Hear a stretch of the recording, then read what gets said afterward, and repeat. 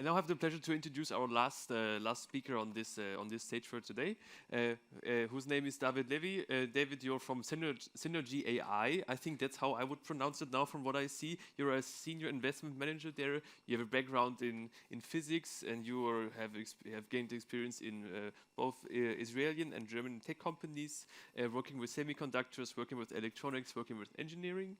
And you will give us a VC perspective on the quantum ecosystem.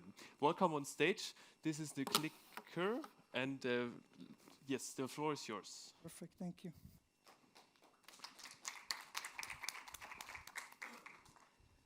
Good, so hi, as I was presented, my name is David Levy. I'm Israeli, I'm already 7 years in Germany, and I'm working today for SYN-RG, which is a group, 25 companies in different fields. And unlike the previous very technical day, I'm going to try and draw the future map of how the quantum market is going to develop. The source of it is actually an investment strategy process that I made in SYN-RG, and we've got to a few insights that I'm going to start sharing right now. So let's start from the beginning. I asked the partners, what do you want to achieve? What should I bring to the table for you? And the lower one is quite obvious, excess growth. This is what every investor wants. The second one is a strategic advantage, which is really a little bit more complex. We want to bring something unique. We want to bring something that will give some unfair advantage to a company in the group, or better, a few companies in the group. So we ended up with marking two markets that we expect to have those two benefits, excess growth and strategic investment. I must say here, we did this process 1.5 years ago, before all the last buzz. And the second thing is that I also think that not a lot of people understand the why. As the doctor before me just mentioned, CEO coming for a workshop to understand why is it important, what am I going to do with it. So besides GPT chat doing something very funny, I'm going to dig a little bit deeper to understand what do we expect that quantum computing are going to do for humanity in the coming decade. So we identified two patterns that we found very exciting and a clear green light about those two industries. The first of them is X of disruption. Means that performance is going to get much, much, much higher. This is the positive chart. And the cost is going to get much lower. And the second one is supply-driven demand phenomenon. We gave it this title because we couldn't find any other way to define it. But what I mean by that is actually a market that as soon as you satisfy the demand, you don't satisfy it, you boost it. And in a minute, I'm going to elaborate a little bit about those two patterns. But let's start with the current situation. You probably all identify here a nice data center. This is the current solution for many problems. We looked at the drug development, AI model, logistic, cybersecurity, big data. Many of them have complex problems that are less suitable for binary computer, and actually a quantum computer is going to be much better match. So a few markets, very big markets, have complex problems that are currently not really getting a good solution. So we started looking a little bit deeper, and we found out that the chip, the semiconductor industry, is actually almost exhausting the technology. Today, we are in a few nanometer node size. This means that the lithography process based on light is reaching to an end, because the maximum resolution that you can reach is maybe 1 nanometer, right? So it's reached to an end. And the solution that we see behind us, we found out that this is completely not sustainable. Each data center today costs around €500 million to establish. It's a huge building. It takes around 100,000 servers to populate it. And in order to try to keep up with the demand, there are between 2 to 3 million processors in each data center. And today, when they are continue building and building more data centers, but today already the data center is responsible for 3.5% of the global greenhouse gas emission. So we said, okay, this solution is just not sustainable. We need to look for something new.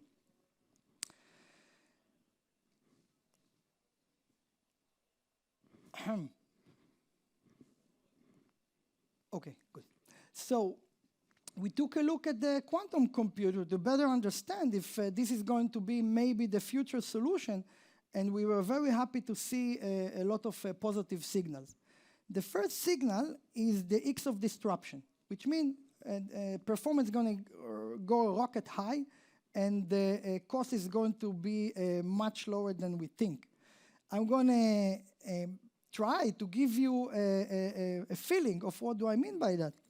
In the middle of the 80s, one could buy the very first 286 Intel computer for approximately $15,000. Less than a decade after, and I don't know, I think it was maybe 5 megahertz, that's the clocking velocity that it could reach. Less than a decade after, the 486 and the 586 chips could work 100 times faster, and the cost was less than $1,000.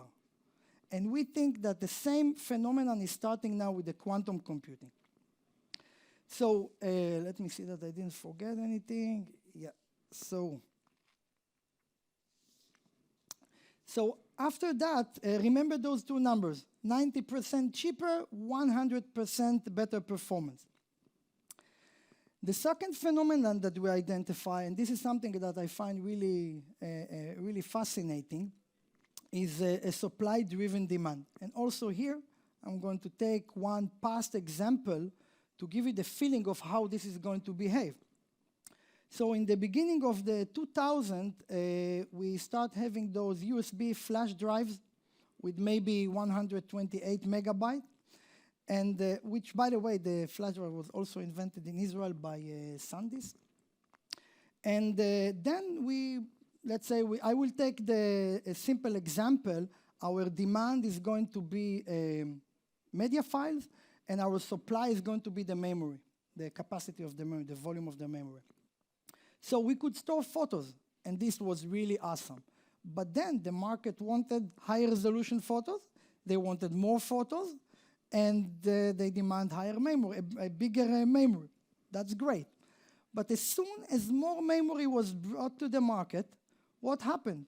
Oh, now I can have a short video on my disk on key or on the computer to run on the computer. And that's awesome. So as soon as we have a few videos, people wanted, and the supply was trying to meet this demand, and we got, I don't know, maybe 1 giga hard drive, flash drive. And then actually people say, oh, I would love to have a full-length video on my flash drive. And that's awesome. So the supply to bring even a bigger memory to the market came along, but as soon as it arrived, people said, just a second, this is a very low resolution when I see a full-length movie on my TV. So I actually need higher resolution, and if possible, I would like to take a few with me, because one movie I see in one evening. I would like to have maybe a handful of them. So every time the supply satisfied the demand, the market wanted even more. And this is exactly what we think that's going to happen with the quantum market. And to make to complete this story, I'm going to give you a futuristic use case. Again, I'm going to keep it very simple, not to go into drug development, but to keep it very simple so you can see how this template is most probably going to happen. Today, in most cities around the world, we have a very serious traffic problem. And this is a complex problem, this is a chaotic problem, and today, if I will have a binary computer, it's going to be very expensive. I would take just a guess, maybe 1 or 2 years project would cost a few millions to actually come and optimize the traffic in the city, to save time, to save energy, to reduce the the CO2 emission. So we are on the edge of making this happen. But one, quantum computer will be actually a much better match to this problem because of the complexity. That's one. And second, if we go back to the two numbers that I've mentioned before, that the performance is going to be 100 times better. This means instead of, let's say, 18 months, we're going to get to only 1 or 2 weeks. And 90% cheaper will bring it to $100,000 or $200,000. Which city wouldn't pay $200,000 to reduce the CO2, reduce the time of the people going to work, commuting and coming back, save energy? So obviously that's going to be a very attractive solution. But we go back to this chart, this is just going to be the beginning. Because as soon as a city is going to bring a new neighborhood or pave a new road, they don't want to do it without this technology now because they have it available. So they're going to demand to have this technology implemented again in order to improve whatever they are doing, let's say new neighborhood. And the distance from this to real-time optimization of traffic in the cities, I think that it's already very short, maybe 1 or 2 years. And I think the market is going to demand it. And we're going to see this unfolding, and really quantum computer going to be integrated in a data center, release this bottleneck of the complex problem that the binary computer are not such a good match. And the market is going to, as much as it's going to get some computing power, better problem solving, it's just going to ask for more. And in my very last slide, if the computer would agree to move to it. Okay, so I want to suggest to get a little bit practical. I'm coming from Israel, as you know, so I know that in Israel there is a very big plan. The Israeli state launched a plan of 400 million euro investment in the quantum physics and quantum computer. This was topped up by a private investor investing about €250 million in those companies.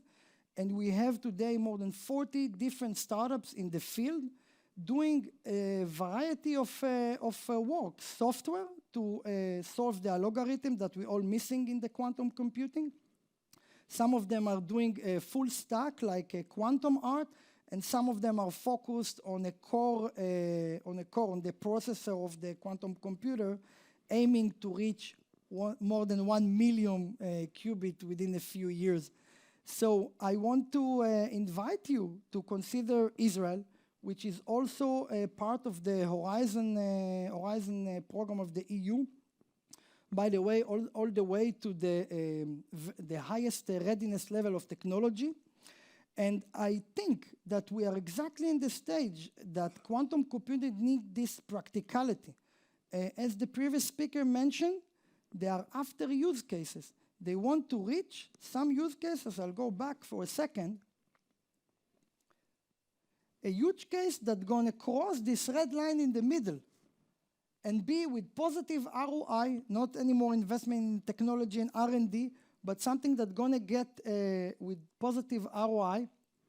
And I think the Israeli startup nation is exactly the expert in this, like focus R&D relatively in short cycle and bringing from technology to really implemented in the field, having a real business case solved by this technology.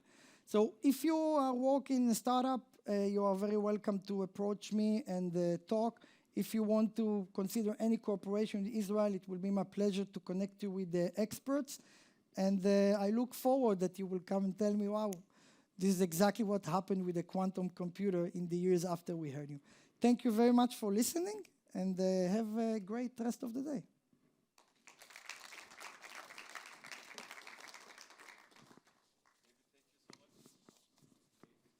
Thank you so much for your interesting talk. The applause was yours. Thank you Thank you again very much. for everything you told us. Thank you for your insights.